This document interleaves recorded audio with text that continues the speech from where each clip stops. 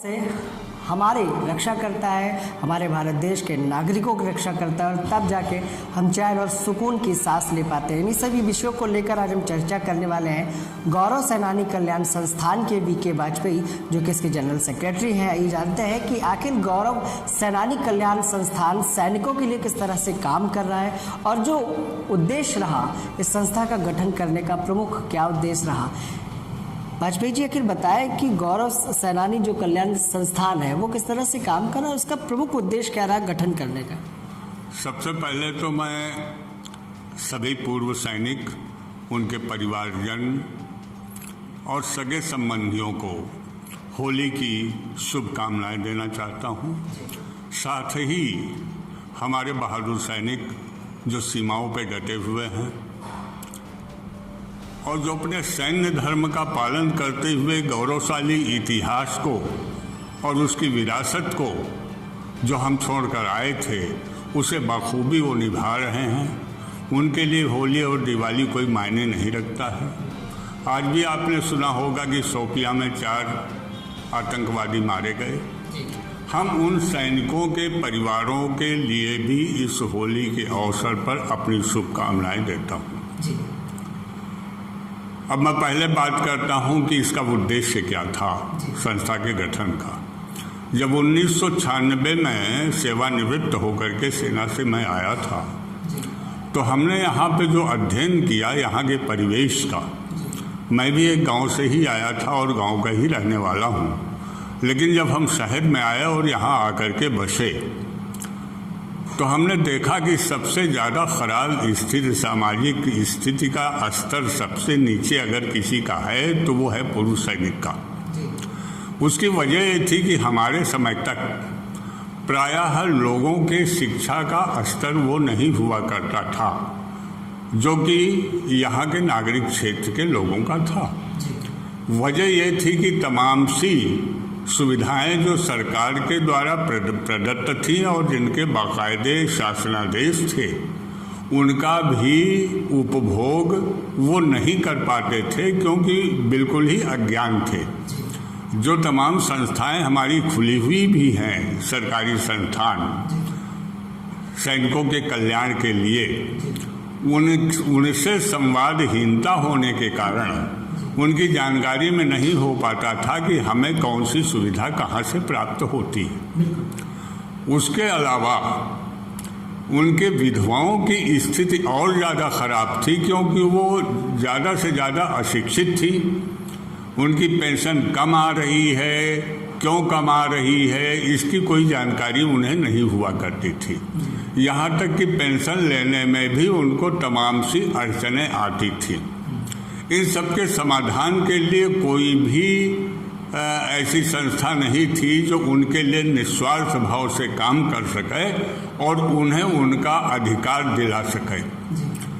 इन तमाम चीज़ों को लेकर के हमारे कुछ समर्पित साथियों ने सलाह दी कि हमको एक संस्था का गठन करना चाहिए, क्योंकि बिना संस्था के गठन किए इन सब समस्याओं से दो चार नहीं हुआ जा सकता। अतः हमने 2008 15 अगस्त को गौरव सेनानी कल्याण संस्थान का गठन किया। शहर के हर पूर्व सैनिक के घर घर गए और जाकर के लोगों को जागरूक किया कि देखिए संगठन में शामिल होइए, क्योंकि अकेला अकेला यहाँ की निरंतर आने वाली समस्याओं से नहीं लड़ सकता है और ना ही यहाँ की सुविधाओं को प्राप्त कर सकता है। अतः लोगों ने सहयोग किया, यानी कि ये समझिए कि लोग जुड़ते गए, कारवां बनता गया और अंत में संस्था का ये स्वरूप आज आपके सामने है कि शायद प्रदेश में कोई ही ऐसा सैनिक हो जिसका समाज से कोई वास्ता न हो, वही छोड़ करके बाकी सभी लोग गौरव सेनानी कल्याण संस्थान से परिचित हैं, इसके कार्यों से परिचित हैं।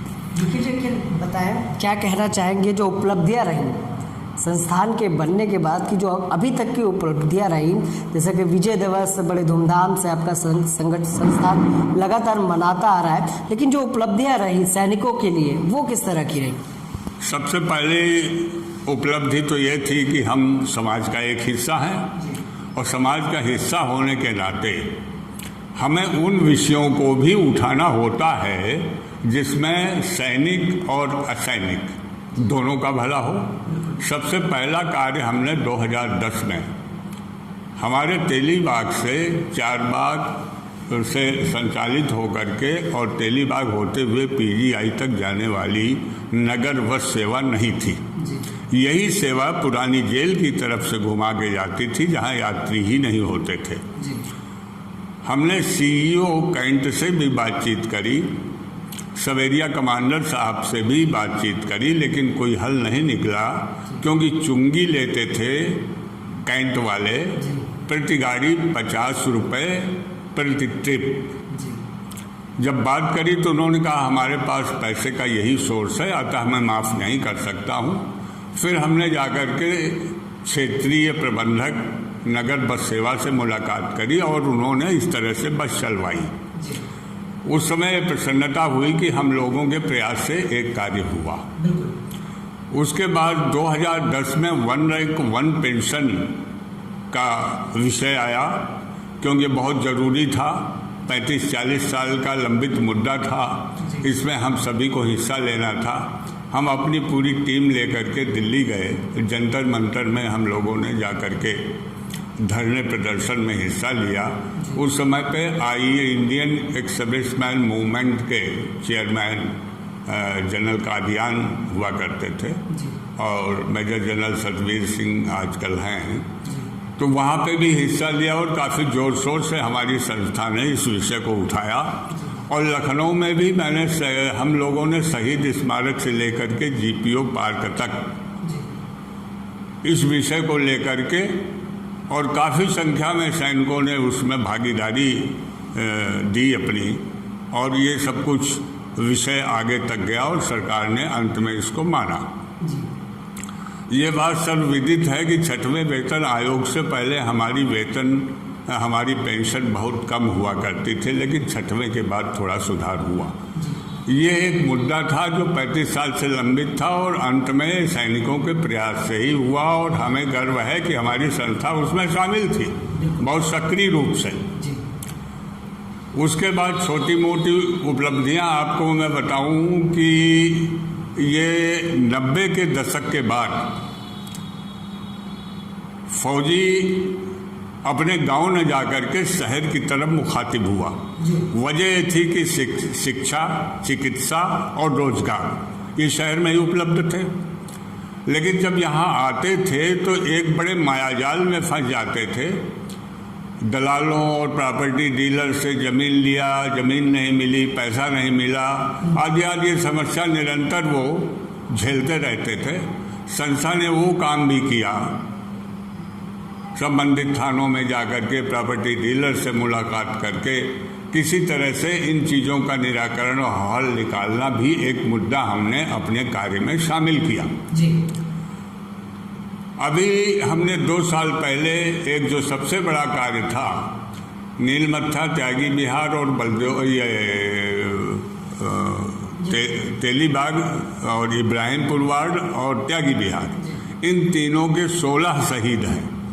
16 शहीदों का ना ही कहीं कोई मार्गों का नामकरण था और ना ही कहीं इनकी मूर्ति थी। आखिर इनकी विधवाएं भी यहाँ रह रही या उनके परिजन पेरेंट्स भी यहाँ रह रहे हैं, उनको भी अपेक्षाएं होती हैं कि मेरा बेटा अगर शहीद हुआ है तो उसके नाम कम से कम एक मार्ग का नामकरण तो हो। बातें तो बहुत कुछ होती हैं लेकिन धरातल पे कुछ नहीं होता। ये हमने 2 साल पहले कार्य आरंभ किया और आज हम उसमें सफल हुए हैं और 4 शहीदों के पत्थर अभी तक लगवा चुके हैं, मार्गों का नामकरण हो चुका। ये चूँकि विभिन्न वार्डों के शहीद हैं, अतः हमें इसमें पार्षदों की भी सहायता लेनी होती है और वो खुशी खुशी सहायता दे भी रहे हैं। जो भी आर्थिक व्यय होता है उसमें उसका वो निर्वाह कर रहे हैं, अतः हम समझते हैं कि हम उसमें पूरी तरह से सफल हुए। जी जी। वाजपेयी जी, आखिर बताए आने वाले पर्व के लिए सैनिकों को और अपने संगठन को क्या कहना चाहेंगे? हम अपने संगठन के लोगों से एक ही चीज़ कहना चाहेंगे कि संगठित रहें होली का पर्व हर्षोल्लास से मनाएं। कोरोना की परिस्थितियों को देखते हुए ज़रूर एहतियात बरतें, क्योंकि ये महामारी है और इसमें आवश्यक नहीं है कि आपने टीका लगा लिया है तो आप पूर्णतः सुरक्षित हो गए हैं। तो इन चीज़ों का भी ख्याल रखें और मेरी शुभकामनाएं हैं सभी को, सैनिकों को, देशवासियों को, पूर्व सैनिकों को, उनके परिजनों को, कि वो होली का त्यौहार एक मंगल दिवस के रूप में जो परंपराएं हमारी चली आ रही हैं उस तरह से मनाएं और किसी तरह की विघ्न बाधा ना आए, ईश्वर की अनुकंपा बनी रहे, ये हमारी कामनाएं हैं। ठीक है, तो ये थे हमारे साथ गौरव सेनानी कल्याण संस्थान के पीके वाजपेयी, जिन्होंने बताया कि आखिर किस तरह से सैनिकों के लिए और उनके सम्मान के लिए ये संस्थान लगातार काम कर रहा है और जो बड़ी उपलब्धियां रही, जैसे कि उन्होंने बताया कि किस तरह से अगस्त में 2018 में गठन भी किया गया, 2008 में गठन किया गया और लंबी लड़ाई सैनिकों के इस संस्थान ने लड़ी, गौरव सेनानी कल्याण संस्थान ने लगी, और जहां पर आज पूरे प्रदेश भर के पूर्व सैनिक इस संगठन में कार्य कर रहे हैं और सैनिकों की समस्या के लिए लगातार ये संगठन लड़ता आ रहा है और उनकी समस्याओं पर काम करता रहा। जहाँ उन्होंने आने वाले पर्व होली पर भी शुभकामनाएं दी और सैनिकों के लिए उनके मंगल भविष्य की कामना की। फिर दिखाएंगे आपको कि होली विशेष में किस तरह से आमजन लोग काम कर रहे हैं, जहां आज हमने दिखाया कि गौरव सेनानी कल्याण संस्थान किस तरह से सैनिकों के लिए लगातार काम करता आ रहा है। ब्रिटिश मोहित के साथ मैं विक्रम आपसे इजाजत चाहूँगा।